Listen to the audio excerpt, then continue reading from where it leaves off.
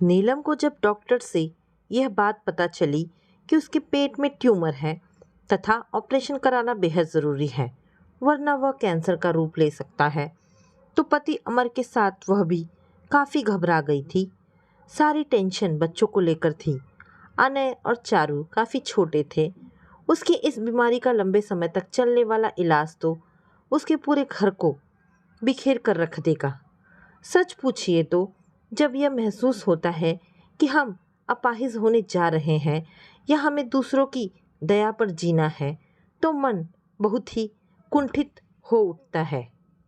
परिवार में सास, ननद, देवर, जेठ सभी थे, पर एकाकी परिवारों में सबके सामने उस जैसी ही समस्या उपस्थित थी। कौन अपना घर परिवार छोड़कर इतने दिनों तक उसके घर को संभालेगा? अपने ऑपरेशन से भी अधिक नीलम को अपने घर संसार की चिंता सता रही थी। यह भी अटल सत्य है कि पैर चाहे चिता में रखे हो, पर जब तक सांस है तब तक व्यक्ति सांसारिक चिंताओं से आज़ाद नहीं हो पाता। आस पड़ोस के अलावा नीलम ने न्यूज़पेपर में भी एड्स देखने शुरू कर दिए थे तथा ज़रूरत है एक काम वाले की नामक विज्ञापन अपना पता देते हुए प्रकाशित भी करवा दिया। विज्ञापन दिए अभी हफ्ता भी नहीं बीता था कि एक 22-23 साल की लड़की घर का पता पूछते पूछते आई। उसने अपना परिचय देते हुए काम पर रखने की पेशकश की थी और अपने बारे में कुछ इस प्रकार बयां किया था। मेरा नाम माला है, मैं बीए पास हूँ। 2 साल पहले मेरा विवाह हुआ था, पर पिछले साल ही मेरा पति एक सड़क दुर्घटना में मारा गया। संतान भी नहीं है। ससुराल वालों ने मुझे मनहूस समझकर घर से निकाल दिया है। परिवार में अन्य कोई न होने के कारण मुझे भाई के पास रहना पड़ रहा है, पर भाभी अब मेरी उपस्थिति सह नहीं पा रही है। वह तिल तिल कर मरने की अपेक्षा मैं कहीं काम करना चाह रही हूँ। 1-2 स्कूल में पढ़ाने के लिए अर्जी भी दी है, पर बात बनी नहीं। अब जब तक कोई अन्य काम नहीं मिल जाता, यही काम करके देख लूँ सोचकर चली आई हूँ। भाई के घर जाना नहीं चाहती। काम के साथ रहने के लिए एक घर का एक भी कोना दे दे तो मैं चुपचाप पड़ी रहूँगी। उसकी साफ गोई नीलम को बहुत पसंद आई। उसने कुछ भी नहीं छिपाया था, रुक रुक कर खुद की सारी बातें कह डाली थी। नीलम को भी ज़रूरत थी तथा देखने में भी वह साफ सुथरी और सलीकेदार लग रही थी, अतः उसकी शर्तों पर नीलम ने हाँ कर दी। नीलम को जब ये एहसास हुआ कि अब इसके हाथों घर सौंपकर ऑपरेशन करवा सकती हूँ, तब उसने ऑपरेशन की डेट फिक्स कर ली। नियर डेट पर ऑपरेशन हुआ और सफल भी रहा। सभी सगे संबंधी, नाते रिश्तेदार आए और सलाह मशवरा देकर चले गए। माला ने सब कुछ इतनी अच्छी तरह से संभाल लिया था कि किसी को उसने ज़रा भी शिकायत का मौका नहीं दिया। जाते जाते सब उसकी तारीफ ही करते गए। फिर भी कुछ ने ये कहकर नाराज़गी जाहिर की कि ऐसे समय में भी तुमने हमें अपना नहीं समझा, बल्कि हमसे ज़्यादा एक अजनबी पर भरोसा किया। वैसे भी आदर युक्त, प्रिय और आत्मीय संबंध तो आपसी व्यवहार पर आधारित रहते हैं, पर परिवार में सबसे बड़ी होने के नाते किसी को भी खुद के लिए कष्ट उठाते देखना नीलम के स्वभाव के विपरीत था। अतः अपनी तीमारदारी के लिए किसी को भी बुलाकर परेशान करना उसे सही नहीं लगा था, पर वे ऐसी शिकायत करेंगे उसे उम्मीद नहीं थी। शायद कमियां निकालना ही ऐसे लोगों की आदत रही हो। ऐसी शिकायत करने वाले ये भूल गए थे कि ऐसी स्थिति आने पर क्या वे सचमुच अपना घर छोड़कर महीने भर तक उसके घर को संभाल पाते, जबकि डॉक्टरों के मुताबिक उसे 6 महीने तक भारी सामान नहीं उठाना था, क्योंकि गर्भाशय में संक्रमण के कारण ट्यूमर के साथ गर्भाशय को भी निकालना पड़ गया था। ऐसे समय में लोगों की शिकायत सुनकर एकाएक ऐसा लगा कि सच में रिश्तों में दूरी आती जा रही है। लोग करने की अपेक्षा दिखावा अधिक करने लगे हैं। वास्तव में आज की दुनिया में कथनी और करनी में बहुत अंतर आ गया है। कार्य व्यस्तता या दूरी के कारण संबंधों में भी दूरी आई है, इसमें कोई शक नहीं है। उनके व्यवहार में मन खट्टा हो गया था। माला की सही देखभाल ने नीलम को घर के प्रति निश्चिंत कर दिया था। अनय और चारू भी उससे हिल गए थे। शाम को उसको गार्डन में घुमाने के साथ उनका होमवर्क भी वह पूरा करा दिया करती थी। जाने क्यों नीलम माला के प्रति बेहद अपनत्व का एहसास महसूस करने लगी थी। अमर के दफ्तर जाने के बाद वह साए की तरह उसके आगे पीछे घूमती रहती, उसकी हर ज़रूरत का ख्याल रखती। एक दिन बातों बातों में माला बोली, दीदी आपके पास रहकर लगता ही नहीं है कि मैं आपके यहाँ जॉब कर रही हूँ। सास और भाई के घर में इससे ज़्यादा काम करती थी, पर फिर भी उन्हें मैं बोझ ही लगती थी। दीदी वे मेरा दर्द क्यों नहीं समझ पाए? आखिर पति के मरने के बाद मैं जाती तो जाती कहाँ? सास तो मुझे हर समय इस तरह कोसती रहती थी मानो उनके बेटे की मौत का कारण मैं ही हूँ। दुख तो इस बात का था कि एक औरत होकर भी वह औरत के दुख को क्यों नहीं समझ पाई।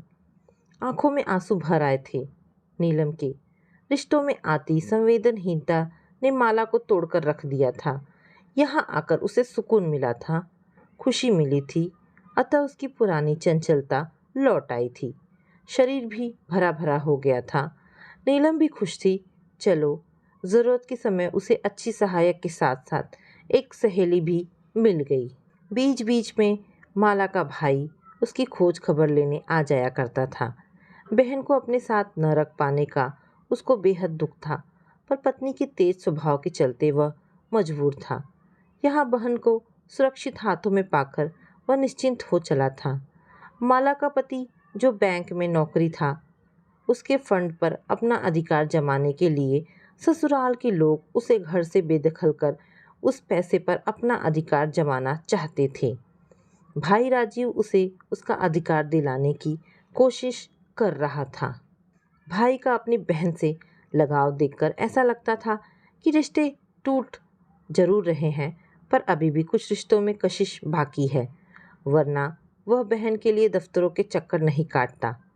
माला को इतनी ही खुशी थी कि भाभी नहीं तो कम से कम उसका अपना भाई तो उसके दुख को समझता है।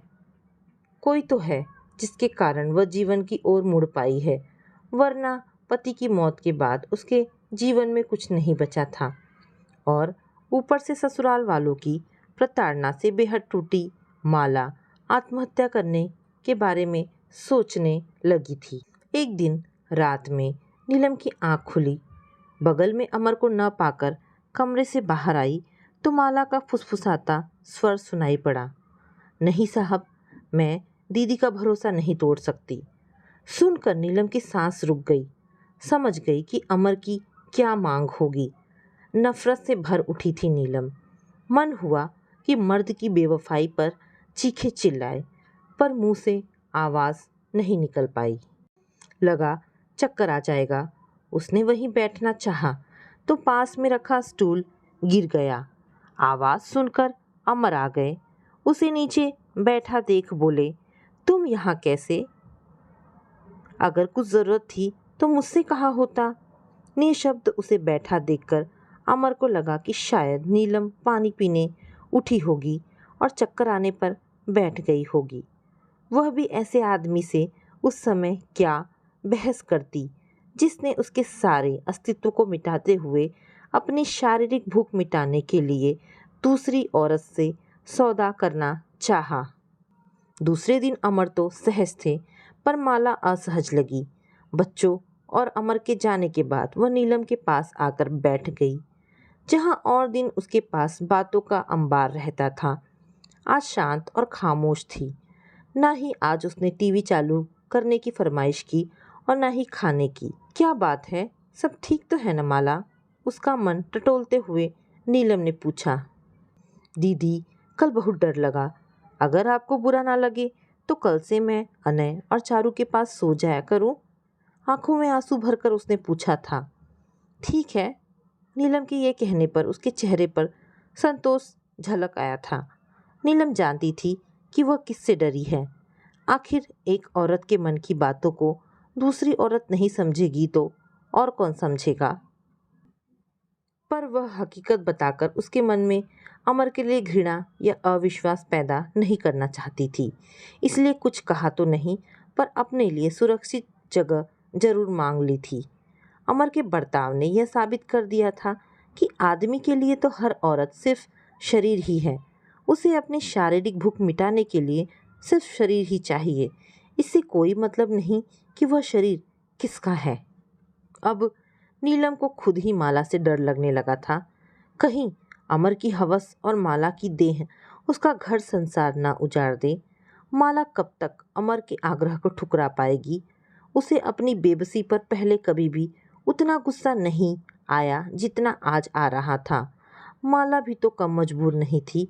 वह चाहती तो कल ही समर्पण कर देती, पर उसने ऐसा नहीं किया और आज उसने अपनी निर्दोषता साबित करने के लिए अपने लिए सुरक्षित जगह की मांग की। सवाल अनेक थे, पर नीलम को कोई सॉल्यूशन नजर नहीं आ रहा था। दोष दे भी तो किसे, अमर को या माला की देह को। मन में ऊहापोह था। सोच रही थी कि यह तो परेशानी का अस्थायी समाधान है। विकट समस्या तो तब पैदा होगी जब अमर बच्चों के साथ माला को सोता देखकर तिल मिलाएंगे या चोरी पकड़े जाने के डर से कुंठित हो खुद से आंखें चुराने लगेंगे। दोनों ही स्थितियां बहुत खतरनाक हैं। नीलम ने सोचा कि अमर के आने पर माला के सोने की व्यवस्था, बच्चों के रूम में रहने की बात कह वह उनके मन की थाह लेने की कोशिश करेगी। पुरुष के कदम थोड़ी देर के लिए भले ही भटक जाए, पर अगर पत्नी थोड़ा समझदारी से काम ले तो यह भटकन दूर हो सकती है। अभी तो उसे पूरी तरह से स्वस्थ होने में महीना भर और लगेगा। उसे अभी भी माला की ज़रूरत है, पर कल की घटना ने उसे विचलित कर दिया था। अमर आए तो मौका देखकर नीलम ने खुद ही माला के सोने की व्यवस्था बच्चों के कमरे में करने की बात की तो पहले तो वो चौंके, फिर सहज स्वर में बोले, ठीक ही किया। कल शायद वह डर गई थी। उसके चीखने की आवाज़ सुनकर मैं उसके पास गया। उसे शांत करवा ही रहा था कि स्टूल गिर जाने की आवाज़ सुनी। आकर देखा तो पाया कि तुम चक्कर खाकर गिर पड़ी हो। अमर के चेहरे पर तनिक भी क्षोभ या ग्लानि नहीं थी। तो क्या माला सचमुच डर गई थी, या जो उसने सुना वह गलत था? अगर उसने जो सुना वह गलत था तो माला की चीख उसे क्यों नहीं सुनाई दी? खैर, जो भी हो, जिस तरह से अमर ने सफाई दी थी उससे हो सकता है कि वह खुद भी शर्मिंदा हो। माला अब यथासंभव अमर के सामने पड़ने से बचने लगी थी। अब नीलम स्वयं अमर के खाने पीने नाश्ते का ख्याल रखने की कोशिश करती। अभी महीना भर ही बीता होगा कि माला का भाई आया और एक लिफाफा उसको पकड़ाते हुए बोला, तूने जहाँ जॉब के लिए एप्लीकेशन दिया था वहाँ से इंटरव्यू के लिए कॉल लेटर आया है, जाकर इंटरव्यू दे आना। पर आजकल बिना सिफारिश के कुछ नहीं हो पाता। नौकरी मिल जाए तो अच्छा ही है, कम से कम तुझे किसी का मुंह तो नहीं देखना पड़ेगा। एक प्राथमिक विद्यालय में शिक्षिका के पद के लिए इंटरव्यू की कॉल थी। नीलम ने जब कॉल लेटर पढ़ा तो याद आया कि इसी ग्रुप के एक स्कूल में उसकी दोस्त माया की भाभी प्रिंसिपल हैं। नीलम ने उनसे बात की, जॉब मिल गई।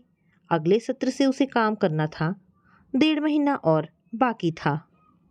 माला की नीलम को ऐसी आदत पड़ गई थी कि अब उसके बिना वह कैसे सब कुछ कर पाएगी, यह सोच सोचकर वह परेशान होने लगी थी। इस अजनबी लड़की ने उसके दुख और परेशानी के क्षणों में साथ दिया है। उसकी जगह अगर कोई और होता तो भावावेश में उसका घर संसार ही बिखेर देता, खासकर तब जब उसका पति ही विशेष रुचि लेता प्रतीत हो। पर उसने ऐसा न करके न केवल अपने अच्छे चरित्र की झलक दिखाई दी, बल्कि उसकी गृहस्थी को टूटने बिखरने से बचा लिया था। स्कूल का सेशन शुरू हो गया था। घर न मिल पाने के कारण माला उसके घर से ही आना जाना कर रही थी। स्कूल जाने से पहले वह नाश्ता और खाना बनाकर जाती थी तथा शाम को खाना भी वही आकर बनाती। लगता ही नहीं था कि वह इस परिवार की मेंबर नहीं है। पर अब माला को जाना ही है सोचकर नीलम भी धीरे धीरे घर का काम करने की कोशिश करने लगी थी। दीदी, स्कूल के पास ही घर मिल गया है। अगर आप परमिशन दें तो मैं वहाँ रहने के लिए चली जाऊँ। एक दिन माला स्कूल से आकर बोली। ठीक है, जैसा तुम सही समझो। अब तो मैं काफ़ी ठीक हो गई हूँ। धीरे धीरे सब करने लगूंगी। अनय को पता चला तो वह बहुत उदास होकर बोला, आंटी आप यहीं रह जाओ ना। अब साइंस पढ़ाती थी तो बहुत अच्छा लगता था। आंटी आप चली जाओगी तो मुझे आलू के पराठे और पिज़्ज़ा कौन बनाकर खिलाएगा? आप जैसे पराठे तो मम्मा भी नहीं बना पाती, चारू ने आग्रह करते हुए कहा। कोई बात नहीं बेबी, मैं दूर थोड़े ही जा रही हूँ। हर संडे को मैं मिलने आऊँगी, तब आपको आपका मनपसंद खाना बनाकर खिला दिया करूँगी। माला ने प्यार से चारू को गोदी में उठाते हुए कहा। नीलम ने भी माला को सदा नौकरानी से ज़्यादा दोस्त समझा था, पर अनय और चारू का उससे इतना भावात्मक लगाव उसके अहम को हिला गया। अचानक उसे लगा कि इस लड़की ने कुछ ही दिनों में उससे उसकी जगह छीन ली है। वह जगह जो उसने 8 वर्षों में बनाई थी, इसने केवल 5 महीनों में ही बना ली। बच्चे भी अब उसके बजाय माला से ही अपनी फरमाइशें करते और वह भी हंसते हंसते उनकी हर फरमाइश पूरी करती, चाहे वह खाना हो, पढ़ाना हो या बाहर गार्डन में उसके साथ खेलने जाना हो। क्या माला घर छोड़कर जा रही है? शाम को चाय पीते पीते अमर ने पूछा था। हाँ, कोई परेशानी? नीलम ने एक तीखी नज़र से उन्हें देखा। मुझे क्या परेशानी होगी, बस ऐसे ही पूछ लिया था। कुछ दिन और रुक जाती तो तुम्हें थोड़ा और रेस्ट मिल जाता। नीलम की तीखी नज़र से अपनी आंखें चुराते हुए अमर ने जल्दी जल्दी कहा। पहले तो नीलम सोच रही थी कि माला से कुछ दिन और रुकने का आग्रह वह करेगी, पर अमर और बच्चों की सोच ने उसे कुंठित कर दिया। अब उसे वह एक पल भी नहीं रोकेगी। कल जाती हो तो आज ही चली जाए। जिसकी वजह से उसकी अपनी गृहस्थी पराई हो चली है, भला उसे अपने घर में वह क्यों शरण दे? ईर्ष्या रूपी अजगर ने उसे बुरी तरह जकड़ लिया था। जब वह उससे विदा मांगने आई तब कोई गिफ्ट देना तो दूर, उससे इतना भी नहीं कहा गया कि छुट्टी के दिन चली आया करना। जबकि बच्चों को रोता देख माला खुद ही कह रही थी, रो मत बच्चों, मैं कहीं दूर थोड़ी ही जा रही हूँ। जब भी मुझे छुट्टी मिलेगी तब मिलने आ जाया करूँगी। जहाँ कुछ समय पहले तक नीलम स्वयं आपसी रिश्तों में आती संवेदनहीनता के लिए दूसरों को दोषी ठहरा रही थी, आज वह स्वयं ईर्ष्या के कारण उसी जमात में शामिल हो गई थी। तभी तो उस अजनबी लड़की के अपार प्रेम के बावजूद उसका प्रतिदान देने में कंजूसी कर गई थी। लेकिन फिर भी नीलम को उसके चले जाने से अजीब सी संतुष्टि महसूस हो रही थी। तो दोस्तों, ये छोटी सी कहानी यहाँ पर समाप्त होती है। आशा करती हूँ कहानी पसंद आई होगी। अगर कहानी पसंद आई है तो प्लीज़ इसे लाइक एंड शेयर करें। दोस्तों, ऐसी ढेरों पारिवारिक और शिक्षाप्रद कहानी सुनने के लिए मेरे चैनल को सब्सक्राइब करें। धन्यवाद दोस्तों।